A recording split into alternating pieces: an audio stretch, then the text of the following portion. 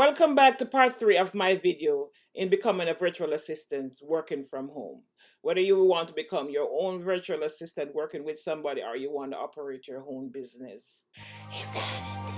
Evanity Star TV. So today I will be starting a whole new section, taking you through a journey of opening up your own virtual assistant business by working from home. And this section, we will be going into some preparation on how to start this virtual assistant business. There are some preparation that you should make and take before you actually dive into the startup phase. Some of this is going to be referring back to lecture 1 and 2. If you haven't done that, just go back to part 1 and part 2 where you will have a better understanding taking you into part 3. So today I am going to move on from there and I am going to expound on some of the things that you need to do in order to become a virtual assistant when it comes to preparation. So let's start with the preparation on how to prepare your virtual assistant business. The first thing we're going to do, we're going to deal with some self-examination by examining ourselves. We have gone over self-examination in the first videos, but I will be adding few points. In this way, you need to take a long, hard look at yourself, and you need to do it honestly. To commit yourself in sitting down, any place comfortable to you, whether it be a coffee shop, the library, in front of the keyboard of your computer, to do an honest self-assessment. And you want to assess your abilities, your professionalism, confidence, and your worth. You can create your own assessment sheet and list each topic and see where your weaknesses and your strengths are. The first thing you're going to look at is your abilities. It is important that you have a clear understanding of what your abilities are for several reasons. In this way, you're going to have to do a comprehensive list of your skills and your abilities. So this will bring you to an understanding of what service do you want to offer to your client. In this way, you can start simply by listing jobs that you have done in the past, experience that you have gained throughout the years, any hobbies or interests that you might have. In this way, you're going to get a clear picture of what you will be bringing to the table. So this is going to be an initial quick exercise, just a workup on yourself to see where you can get until you become more proficient on what you're doing. And in this way, you will know what you have to offer or what you might want to offer. The next thing is going to be your professionalism. And then you know that if you are starting a business, professionalism is something that you do not want to be without.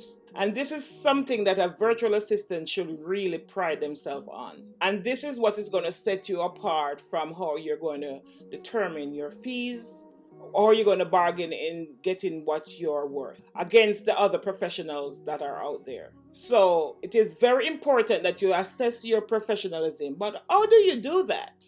Most time people with office setting have an edge because nothing teaches professionalism like gaining the experience that you so needed. So if you're one of those persons who have office experience and you have worked with co-workers and you see how the tasks run, you will understand exactly what it is to maintain that professionalism.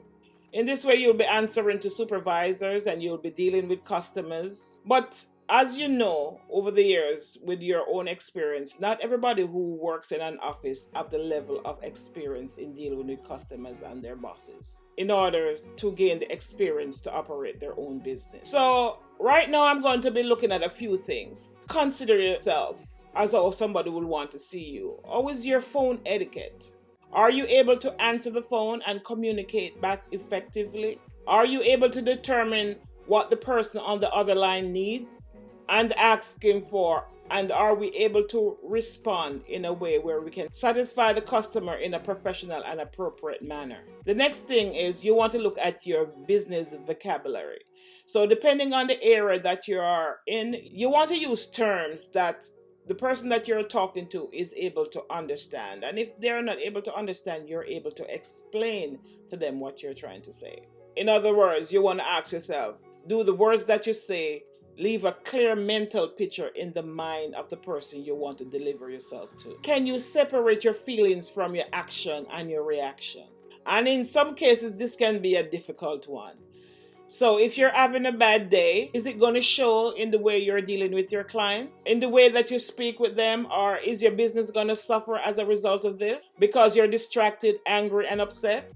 So therefore, it is important that you learn how to separate your feelings from your action and reaction when dealing with a client. How do you handle difficult or irate people? Can you do that well? Do you stay calm and think logically when somebody is yelling at you? Are you able to stay calm and speak calmly to diffuse a difficult situation in order to maintain your dignity? So can you hold your temper when you feel that you are treated unfairly?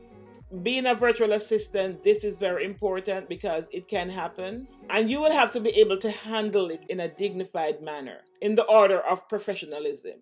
Do you respond to others gratefully with a thank you when it's appropriate? Do you take responsibility for your actions and admit when you make a mistake and offer to fix it and to make amends? So, if you decide to become a virtual assistant, these are some of the things that you have to do to maintain your professionalism. Do you understand business ethics? Do you understand business ethics where you behave in an ethical manner? So if you're not sure of what a business ethics are, you can do your own research you can go online, you can Google it and look up business ethics. There are some quizzes online that you can take to see how ethical you are. These ethics have to do with taking responsibilities, your principle, and your morals. What are you standing for as it relates to your business ethics? Now we're going into the preparation that you will be needing in order to start your virtual assistant business. So let's talk about confidence. You must have confidence in yourself and your business. What are you selling?